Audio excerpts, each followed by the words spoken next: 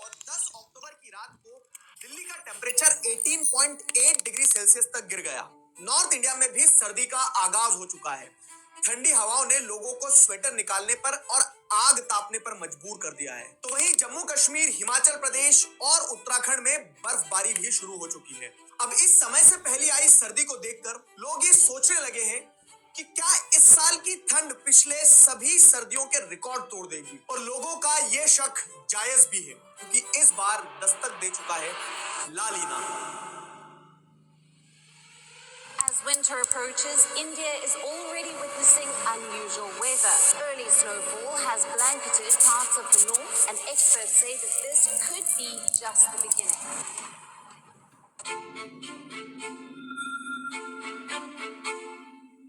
NOAA के climate prediction centre की report के मुताबिक अक्टूबर से दिसंबर के बीच ला लीना के आने के चांसेस 71% है।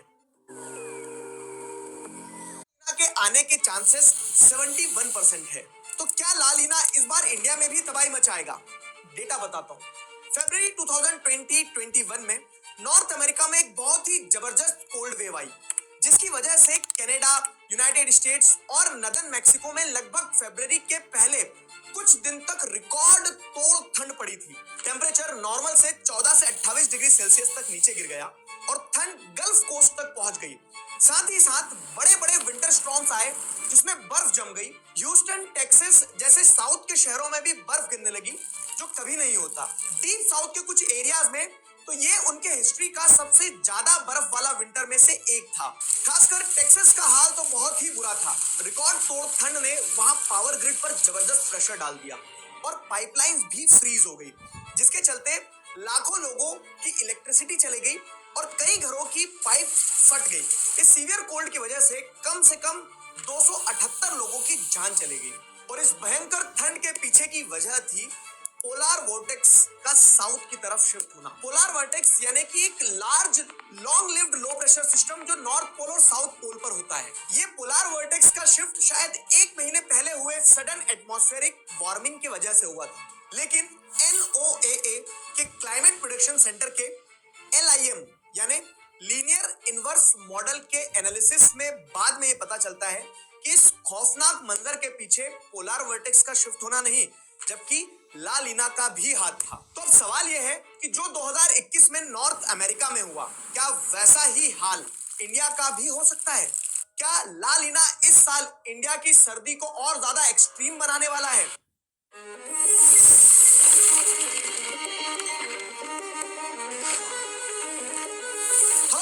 मेरा नाम है दिगराज सिंह राजपूत। तो आज के इस वीडियो में हम यही समझेंगे कि आखिरकार ये ला लीना क्या है और इसका इस साल इंडिया पर क्या असर पड़ सकता है। देखो, ला लीना और एल नीनो दोनों ही पैसिफिक ओशन में होने वाले क्लाइमेट पैटर्न्स हैं जो पूरे वर्ल्ड के वेदर को अफेक्ट करते हैं। नॉर्मल सिचुएशन में पैसिफिक ओशन के ऊपर जो ट्रेड विंड्स चलती है, वो गर्म पानी को साउथ अमेरिका के वेस्टर्न कोस्ट से लेकर ऑस्ट्रेलिया और एशिया के ईस्टर्न कोस्ट की तरफ धकेल कर ले जाती है। फिर जब सरफेस का गर्म पानी एक तरफ हो जाता है, तो उसके रिप्लेस होने के बाद नीचे से ठंडा पानी ऊपर आता है और इसी फिनोमेना को हम अपवेलिंग कहते हैं। ये जब तक एक नॉर्मल फेज में होता है तब तक सब ठीक होता है, लेकिन जैसे ही ये साइकिल इंटेंस हो जाता है, ज्यादा वार्म वाटर जब रिप्लेस किया जाता है, तब इसे ला लीना कहते हैं। और जब ये पूरा प्रोसेस रिवर्स हो जाता है तो इसे एल नीनो कहते हैं। जब एल नीनो और ला लीना आते हैं तो ये नॉर्मल प्रोसेस को तोड़ देते हैं, क्लाइमेटिक कंडीशंस एक्सट्रीम्स में जाती है और इन दोनों को ही मिलाकर साइंटिस्ट एनसो कहते हैं, यानी एल नीनो सडन ऑसिलेशन। ये दोनों पैटर्न्स का असर सिर्फ बारिश या ठंड तक लिमिटेड नहीं होता, बल्कि ये global weather, wildfires, ecosystem और इकोनॉमी तक को हिलाकर रख देते हैं। अब ला लीना की बात करें तो इसका मतलब स्पेनिश में होता है लिटिल गर्ल। ये बेसिकली एल नीनो का अपोजिट इफेक्ट क्रिएट करती है। जो साल ला लीना वाले होते हैं, उन सालों में पैसिफिक ओशन में ट्रेड विंड्स और ज्यादा स्ट्रॉन्ग हो जाती है। ये विंड्स गर्म पानी को और ज्यादा ऑस्ट्रेलिया और एशिया के ईस्टर्न कोस्ट की तरफ धकेल कर ले जाती है और इसी कारण से ज्यादा अपवेलिंग होती है कोल्ड वाटर की। ये ठंडा पानी पैसिफिक ओशन में इवोपरेशन की प्रोसेस को स्लो कर देता है। ठंडा पानी है, इवोपरेशन धीरे धीरे होगा और ट्रेड विंड्स को नॉर्थ की तरफ शिफ्ट कर देता है। पूरे एटमॉस्फेरिक प्रेशर बेल्ट्स नॉर्थ की तरफ शिफ्ट हो जाते हैं और इसी वजह से सदर्न यूएस में सूखा आने लगता है और पैसिफिक नॉर्थ वेस्ट और कनाडा में बहुत ज्यादा बरसात और फ्लड्स होने लगती है। ला लीना के सालों में साउथ में विंटर्स नॉर्मल से ज्यादा गर्म होती है और नॉर्थ में नॉर्मल से ज्यादा ठंडी। साथ ही साथ ला लीना हरिकेन सीजन को भी ज्यादा सीवियर बना देता है। अब इसी के पैरेलल अगर एल नीनो को देखा जाए तो एल नीनो के टाइम पर ट्रेड विंड्स कमजोर हो जाती है। इस वजह से वार्म वाटर वापस ईस्ट की तरफ यानी कि अमेरिका के वेस्टर्न कोस्ट की तरफ धकेल दिया जाता है। इस शिफ्ट का इफेक्ट ये होता है कि नदर्न यूएस और कनाडा ज्यादा गर्म और ड्राई हो जाते हैं, जबकि यूएस गल्फ कोस्ट और साउथ ईस्ट रीजन में बरसात ज्यादा होने लगती है और फ्लडिंग के चांसेस भी बढ़ जाते हैं। अब ये प्रोसेस इतना सिंपल नहीं है जितना लग रहा है, और भी बहुत सारे वेदर फिनोमिनास काम कर रहे होते हैं। ये बहुत कॉम्प्लिकेटेड मैकेनिज्म है, पर मैंने इसको आपको आसान भाषा में समझाने की कोशिश की है। अगर आप चाहते हैं तो इसके ऊपर मैंने एक डिटेल लेक्चर भी बना रखा है, जिसकी लिंक मैं आपको आई बटन में दे दूंगा। इंडिया की अगर बात करें तो आइसर मोहाली की रिसर्च बताती है कि ला लीना के टाइम पर एटमॉस्फेयर में लो लेवल साइक्लोनिक घूमने वाली हवा बन जाती है। ये हवा ऊपर के ठंडे नदर्न इलाकों से कोल्ड एयर को खींचकर इंडिया की तरफ ले आती है और इसी वजह से इंडिया में कोल्ड वेव्स ज्यादा बार आती है और लंबे समय तक चलती है। तो चलो अब ये देखते हैं कि फिलहाल ला लीना की क्या सिचुएशन है। लेकिन उससे पहले अगर आपको मेरी वीडियोस पसंद आती है तो इस वीडियो को लाइक करें, चैनल को सब्सक्राइब करें, ताकि मैं आपके लिए ऐसे और भी बहुत सारे वीडियोस लाते रहूं और मुझे भी मोटिवेशन बना रहे। देखो, मीटियोलॉजिस्ट ने 9 अक्टूबर को बताया कि ला लीना फिर से पैसिफिक ओशन में वापस आ गया है और पिछले 6 सालों में 5वीं बार है जब यह फिनोमेना देखने को मिल रहा है। NOAA के क्लाइमेट प्रेडिक्शन सेंटर की रिपोर्ट के अकॉर्डिंग पैसिफिक ओशन का पानी थोड़ा ठंडा हो रहा है और इसका असर हमारे मौसम पर भी पड़ेगा। रिपोर्ट ये भी कहती है कि दिसंबर 2025 से लेकर फरवरी 2026 तक ला लीना चलेगा और फिर जनवरी से मार्च 2026 के बीच धीरे धीरे नेचुरल कंडीशंस आने के चांसेस 55% तक हैं। अब सवाल यह है कि इस ला लीना की वजह से इस साल सर्दी पिछले सालों के मुकाबले सबसे भयंकर सर्दी होगी या नहीं। अभी के इंडिकेटर्स बता रहे हैं कि सर्दी तो होगी, लेकिन शायद इतनी तेज ना हो कि इसे इस सदी की सबसे ज्यादा ठंड कहा जा सके। एक्सपर्ट्स का मानना है कि इस बार का ला लीना उतना ज्यादा स्ट्रॉन्ग नहीं होगा और ज्यादा टाइम तक टिकने वाला भी नहीं है। मतलब समुद्र के सरफेस का टेम्परेचर -1 डिग्री सेल्सियस से ज्यादा नीचे नहीं जाएगा और जब ला लीना वीक होता है तब हमेशा बहुत ज्यादा एक्सट्रीम असर नहीं दिखाता है, लेकिन फिर भी ये मौसम के सीजनल पैटर्न को काफी हद तक बदल देता है और ठंड पड़ेगी और इसी वजह से इसका असर इंडिया पर जरूर पड़ेगा, लेकिन ये पूरे इंडिया में यूनिफॉर्मली बहुत ज्यादा ठंड नहीं लाएगा। फोरकास्ट के हिसाब से अगर देखा जाए तो 2025-26 की सर्दी नॉर्मल से थोड़ी ज्यादा ठंडी होगी।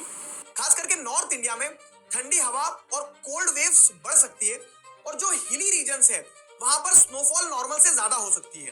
मीटियोलॉजिकल मॉडल्स का कहना यह है कि विंटर्स दिल्ली और एनसीआर के लिए काफी ठंडे रह सकते हैं, जिसका असर हमें 10 अक्टूबर को देखने को भी मिला।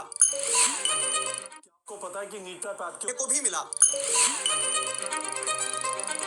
अब देखो, ला लीना की वजह से सिर्फ ठंड ही नहीं बढ़ती है, बल्कि जैसे हमने पहले डिस्कस किया था, ये मॉनसून को भी इफेक्ट करता है। इंडिया का मॉनसून सिस्टम इंडियन ओशियन और पैसिफिक ओशियन के डायनामिक्स से बहुत इन्फ्लुएंस होता है और इसी वजह से इंडिया ने पहले भी ला लीना के असर को एक्सपीरियंस किया है। 2007-8 में मॉनसून बहुत ज्यादा तेज था, जिसकी वजह से बिहार और असम जैसे स्टेट्स में खूब फ्लड्स आए।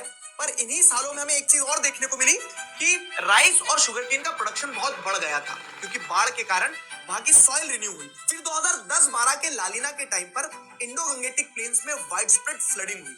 लंबे मॉनसून सीजन ने रिजर्वायर्स को लबालब भर दिया, लेकिन इस वजह से राबी की क्रॉप्स की सोइंग पीरियड में भी डिले आया था। और सबसे रिसेंट अगर हम 2020 से 22 के back to back La Nina years को देखें तो ये नॉर्मल से ज्यादा मॉनसून रेन्स लाए। फिर इसी ने साइक्लोन तौकते को भी और पावरफुल बना दिया था, जिसने वेस्टर्न कोस्ट पर बहुत तबाही मचाई थी, जो अरेबियन सी में साइक्लोन आया था।